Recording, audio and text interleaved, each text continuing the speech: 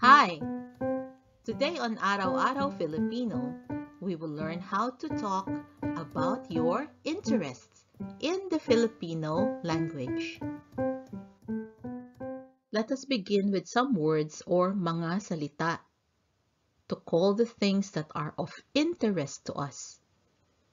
Interest, interes. Passion, hilig. Hobby, libangan. Entertainment, aliwan.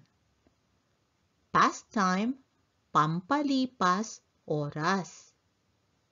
Pass is lipas and time is oras. A pastime is pampalipas oras.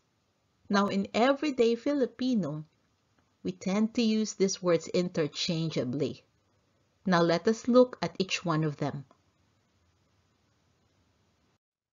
Here are some more words or mga salita about your interest. Interest, again, is interes. If you are interested, interesado. Interesado. And if something is interesting, nakaka-interes. Or it is nakaka-wili. Nakaka-wili. Now let us look at a conversation about interests or mga interes. What are your interests? Ano ang mga interes mo? What are, ano ang, your, mo, and interests, the plural form, mga interes. I am interested in music. Interesado ako sa musika. I am ako. Interested, interesado. In, sa. Music, musika. In everyday Filipino, we tend to use the English word, but I showed musika here so that you know what the Filipino word is. What about you? Ikaw. What about does not translate directly to but in Filipino, in everyday Filipino, whenever we ask, what about you? What about? We say You, ikaw. I am more interested in sports. Mas interesado ako sa sports. Again, I am is ako. More, mas. Interested, interesado. Sa sports, in sports.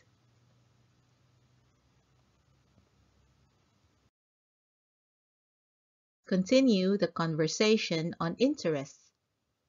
What kind of music do you like? Anong klaseng music ang gusto mo? What, anong? Kind of, klaseng. Do like, gusto. You, mo. I like pop. Gusto ko ng pop. I like, gusto ko. What about you? Ikaw. Again, what about does not translate to but whenever we ask what about, in everyday Filipino, we use You, ikaw. I like rock. Gusto ko ng rock. Now let's look at the next set of words. Passion, again, is hilig. Passionate about something is mahilig sa. Now let us look at a conversation about passion or hilig. I am passionate about movies. Mahilig ako sa mga pelikula. I am ako. Passionate, mahilig. About, sa. movies, mga pelikula. Now here is another way to say you're passionate about something, that you like something. I'm into action. Mahilig ako sa aksyon. And here is another way. I love dramas. Mahilig ako sa drama. So you see, passionate is mahilig, but you can also use mahilig to say you are into something. I'm into something. Mahilig ako. Or you can use it to say, I love something. Mahilig ako. Our next set of words or mga salita are related to hobby, libangan. When you're able to do what is your hobby, you are having fun, nalilibang, and you are also enjoying, which is also nalilibang or natutuwa. And you can also say nag-e-enjoy. In Filipino, we can form different tenses of verbs by the process of conjugation, which means adding prefixes and repeating parts of the word, as well as adding the root word. In this case, the root word for all of this is libang. So libangan, nalilibang, comes from the same root word, libang. Natutuwa comes from the root word, tuwa. Nag-e-enjoy comes from the root word enjoy. Even though enjoy is English, it's perfectly fine in everyday Filipino to do a mix of Filipino, the nag prefix, plus the English word. We have a separate lesson on how to form words like this, specifically the past, present, future tenses of a verb. I will put the link to that lesson in the description below. Now let us look at a conversation using the words related to hobby or libangan. My hobby is to bake. Libangan ko ang mag-bake. My ko. Hobby, libangan. To bake, mag-bake. I am having fun with baking. Nalilibang ako sa pagbe-bake. I am ako. Having fun, nalilibang. With sa. Baking, pagbe-bake. You see what happened there? For the process of baking, the word in Filipino starts for pag, the prefix, B, the first letter of bake, and then the root word of baking is bake, pagbe-bake.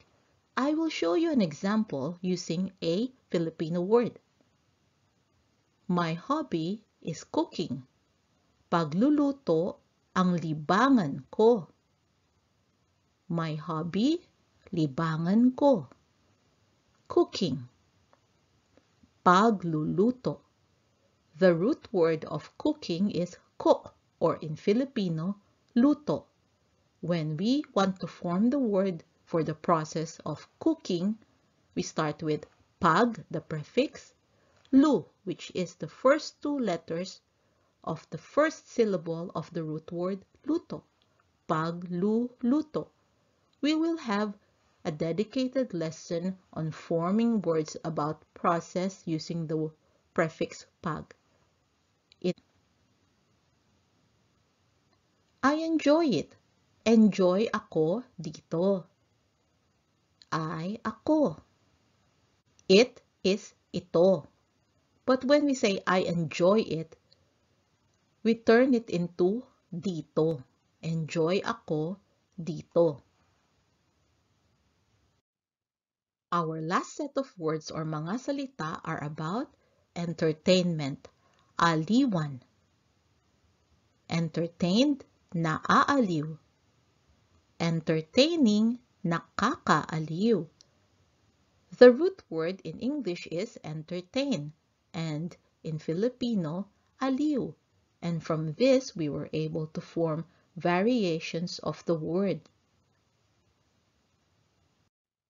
Now let us look at one last conversation, this time related to entertainment or aliwan.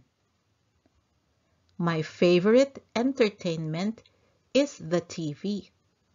Paborito kong aliwan ang TV. My is ko. Favorite, paborito. My favorite, paborito kong. Entertainment, aliwan. The, ang. It is my usual pastime. Ito ang lagi kong pampalipas oras. It, ito. It is, ito ang. Usual, lagi. Pastime, pampalipas oras.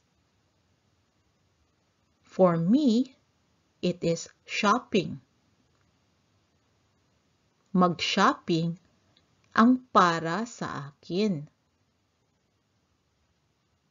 For me, para sa akin. Shopping, mag-shopping. It is my favorite pastime.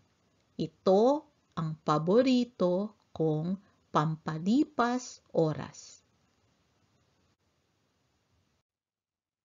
That is our lesson today. I hope you found it useful.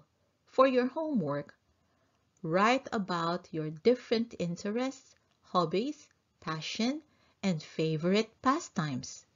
Read it to yourself so you can practice how to speak and talk about your interests with other people. Have fun! I hope you can join us again next time on Araw-Araw Filipino. Thank you. Salamat po. Now, a few words from my son, Max. Thought this video was cool? Watch the next one and like and subscribe to the channel too if you haven't yet. Bye-bye! Bye!